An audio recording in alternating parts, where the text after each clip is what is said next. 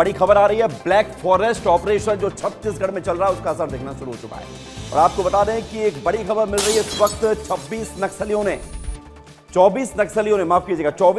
ने सरेंडर किया है। एंटी नक्सल ऑपरेशन का बड़ा असर, 24 नक्सलियों ने सरेंडर कर दिया है। बीजापुर से बड़ी खबर आपको बता रहे हैं, इनामी डिप्टी कमांडर नक्सली ने भी सरेंडर कर दिया है। इनामी नक्सली इसमें शामिल है। डिप्टी कमांडर राकेश ने सरेंडर किया है।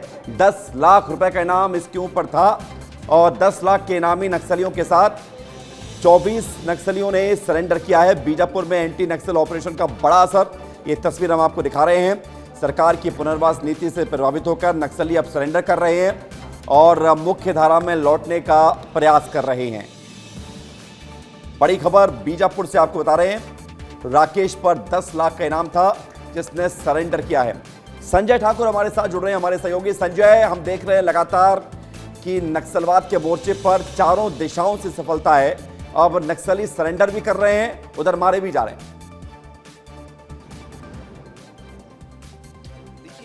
ये बात जब बसवराजू मारा गया था उसके बाद हमने कही थी कि अब बल्क में नक्सलियों के सरेंडर होंगे, क्योंकि उनके मन में ये डर पैदा हो गया है कि उनका सबसे बड़ा नेता ही जब सुरक्षित नहीं है, जब उसे ढूंढकर भी फोर्स मार रही है, तो ऐसे में ये बात तो तय है कि कोई भी नक्सली अब बस्तर ही नहीं देश के किसी भी हिस्से में सुरक्षित नहीं है। ऐसे में आज देखिए बीजापुर में 24 नक्सलियों ने सरेंडर किया है। इन पर कुल 87.50 लाख का इनाम था, यानी कि 88 लाख रुपए का इन सभी के ऊपर इनाम था। इनमें मुख्य तौर पे आप देखिए बटालियन नंबर 1 के सदस्य भी हैं। बटालियन नंबर 1 जिसे हिड़मा लीड करता है और जिसे नक्सलियों का सबसे खूंखार गुट माना जाता है। और ऐसा माना जाता है कि बटालियन नंबर 1 के सदस्य जो हैं वो कभी भी सरेंडर नहीं करते, लेकिन हमने पिछले कुछ दिनों में देखा है कि बटालियन के लोग भी अब सरेंडर कर रहे हैं। ये बताता है कि नक्सल संगठन में किस कदर भगदड़ मची हुई है और नक्सल संगठन किस कदर अब एक बार फिर से वापस सरकार की ओर देख रहा है। लगातार सरकार भी इस बात का जिक्र कर रही है, लगातार ये अपील कर रही है कि आप समर्पण करिए। संजय, बिल्कुल, और सरकार ने दो टूक कह दिया है। नक्सली भले ही कहते थे कि आप जो है इस युद्ध विराम को रोकें, इस हमले को रोकें और नक्सलवाद को लेकर बातचीत की जाए, लेकिन सरकार की दो टूक है, हथियार छोड़ दो और फिर बातचीत करने को तैयार है। लेकिन बड़ी बात है, बसवराजू जिसका नाम आपने लिया, जिसको मार गिराया सुरक्षा बलों ने, वो जश्न की तस्वीरें भी हमने देखी। संजय, लेकिन कितना बदल रहा है अब सब कुछ नक्सलवाद के मोर्चे पर? आगे आने वाले 10 से 15 दिन कैसे रहने वाले हैं?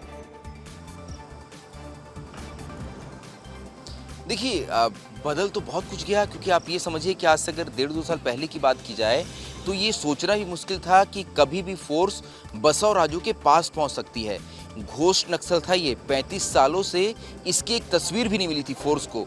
सोचिए, जिस नक्सली ने अपनी तस्वीर तक सामने नहीं आने दी, वो नक्सली आज फोर्स की गोलियों का शिकार हुआ। यानी कि विवेक, बहुत कुछ बदल गया है और इस बदलाव का असर हम बस्तर में साफ तौर पे देख रहे हैं। ऐसे इलाकों में कैंप खुले हैं जहां तक फोर्स का पहुंचना संभव नहीं था।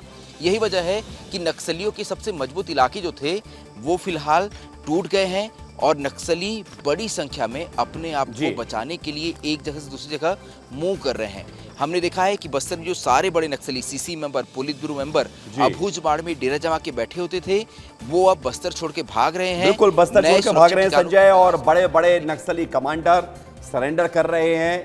नक्सलियों के बड़े बड़े लीडर, जो बड़े चेहरे होते थे, वो मारे जा रहे हैं और यही सब कुछ बदल गया है नक्सलवाद के मोर्चे पर। बहुत शुक्रिया संजय आपका हमारे साथ जुड़ने के लिए, जानकारी के लिए। तस्वीर हम दिखा रहे हैं जहां पर 24 नक्सलियों ने सरेंडर किया है। ये तस्वीर आपको दिख रहे हैं, कुछ महिला नक्सली भी इसमें शामिल हैं और बड़ी बात है कि 10 लाख रुपए के इनामी नक्सली भी इसमें शामिल हैं। 10 लाख के इनामी नक्सली भी इसमें शामिल हैं। तो ये बड़ी खबर हम आपको बता रहे हैं।